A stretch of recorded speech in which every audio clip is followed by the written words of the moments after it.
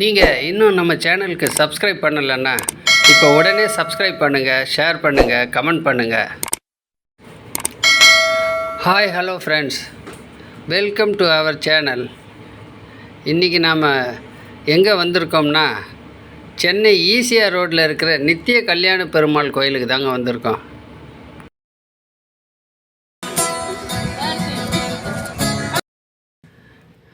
இடதுபுறம் தெரிகிற அந்த மஞ்சள் கலர் பில்டிங் தான் இந்து சமய அறநிலையத்துறையினுடைய இந்த கோயில் அலுவலகம்.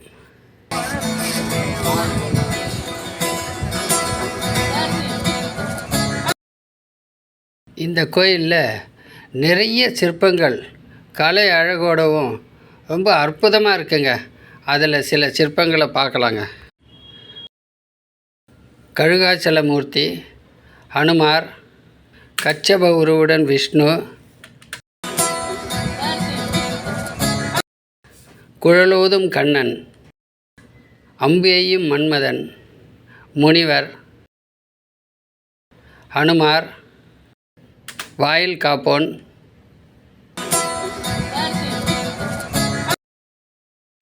யானையின் காலை கவ்வும் முதலை, நரசிம்மமூர்த்தி ரொம்ப சிறப்பாக இருக்குங்க.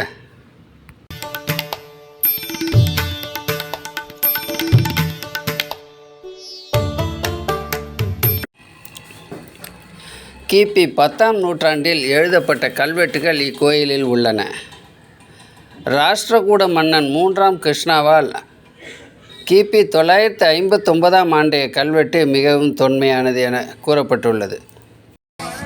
நீங்கள் இன்னும் நம்ம சேனலுக்கு சப்ஸ்கிரைப் பண்ணலைன்னா இப்போ உடனே சப்ஸ்கிரைப் பண்ணுங்கள், ஷேர் பண்ணுங்கள், கமெண்ட் பண்ணுங்கள். தமிழ்நாட்டின் மிக அழகிய ஈசிஆர் ரோடில் மாமல்லபுரம் செல்லும் வழியில் இந்த அழகிய கோயில் அமைந்துள்ளது.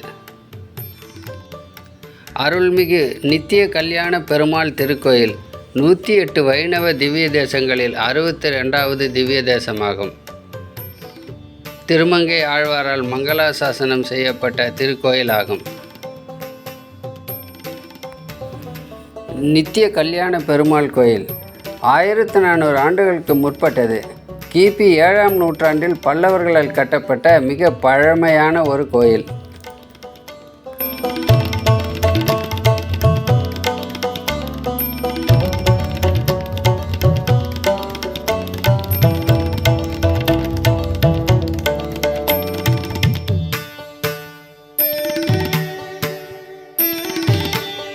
மூலவர் ஆதி வராக பெருமாளை தரிசிக்க இப்போ நம்ம கோயிலுக்கு உள்ளே போகிறோம்.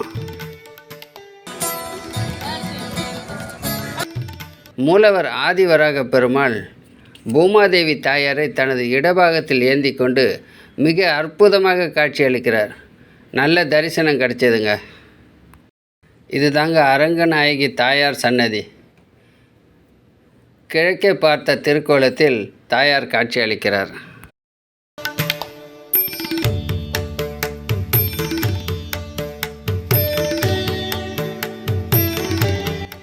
இப்போ மகா மண்டபத்திற்கு வெளியே சுற்றுப்புற சுவரில் பார்த்திங்கன்னா இது தாங்க பெரிய கல்வெட்டு. தமிழ் பிராமியில் இருக்கிற இந்த கல்வெட்டு 10ஆம் நூற்றாண்டை சேர்ந்தது, அதாவது சோழர் ஆட்சி காலத்தது. கல்வெட்டில் என்ன சொல்கிறாருன்னா, காலை நேரத்தில் செய்யப்பட்ட வழிபாடு ஒன்றிற்கு நெற்குன்றம் கிழான் மாதண்டம் ராஜராஜ தேவன் என தானமளித்தவன் பெயராலேயே அழைக்கப்பட்டது. கிபி 1002ஆம் ஆண்டில் 1ஆம் ராஜராஜன் கல்வெட்டில் ஸ்ரீ ராஜராஜ தேவன் திருநாள் என்ற பெயரால் விழா கொண்டாடப்பட்டது. இவ்விழா ஆவணி மாதம் ராஜராஜனின் நட்சத்திரமான சதய நட்சத்திரத்தில் தொடங்கி ஒரு வாரம் தொடர்ந்து நடைபெற்றது.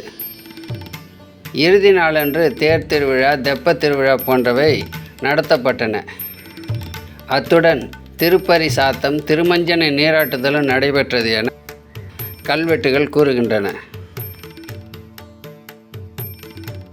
இதுதாங்க கோமலவள்ளி தாயார் சன்னதி.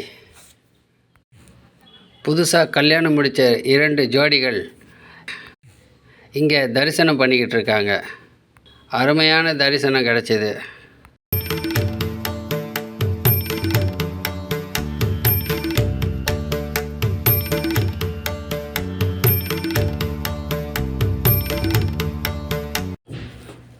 திருமண வரம் கைகூடியதால் இங்கேயே திருமணம் செய்யவும் வருகிறார்கள். ஒவ்வொரு சன்னதியிலையும் ஒரு திருமண ஜோடியை நாங்கள் பார்க்க முடிந்தது. இதுதாங்க இந்த கோயிலினுடைய தலமரம், புன்னை மரம். இதுதாங்க ஆண்டாள் சன்னதி. ரொம்ப அமைதியாகவும் ரொம்ப தூய்மையாகவும் இருக்குங்க. அருமையான தரிசனம் கிடைச்சிது. திருமண தடை நீக்கும் பிரார்த்தனை ஸ்தலம் என்பதால் திருமண வரம் வேண்டியும் இங்கே நிறைய பேர் வருகிறார்கள். தன்னை நாடி வருகின்ற பக்தர்கள் அனைவருக்கும் நித்திய கல்யாண பெருமாள் வரம் அருளி கொண்டிருக்கிறார். நீங்கள் இன்னும் நம்ம சேனலுக்கு சப்ஸ்கிரைப் பண்ணலைன்னா இப்போ உடனே சப்ஸ்கிரைப் பண்ணுங்கள், ஷேர் பண்ணுங்கள், கமெண்ட் பண்ணுங்கள்.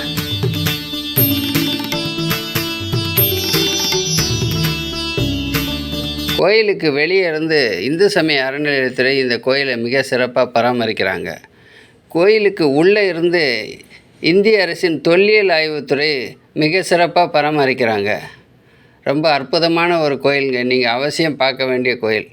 மாமல்லபுரம் ஈசிஆர் ரோடு போனீங்கன்னா இந்த கோயிலை பார்த்துட்டு போங்க.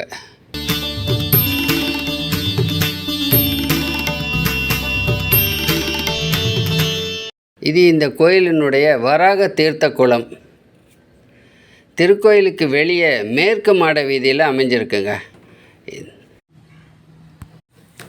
கோயிலுக்கு வெளியே பாருங்கள், இதுதாங்க கல்யாண தீர்த்த திருக்குளம். ரொம்ப பெருசாக இருக்குது. மிக அழகிய பூக்கள் பூத்துருக்குங்க, அல்லி மலர்கள். இந்த திருக்குளத்தில் வருடாந்திர பிரம்மோற்சவத்தின் போது தெப்பத் திருவிழாவும் இதில் நடத்தப்படுதுங்க.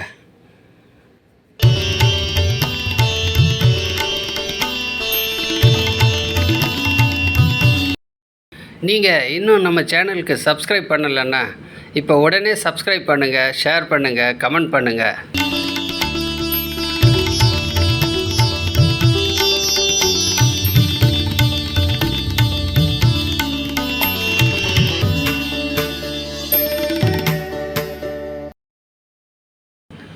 ஓகே ஃப்ரெண்ட்ஸ், நாம் இன்னொரு வீடியோவில் மறுபடியும் சந்திப்போம்.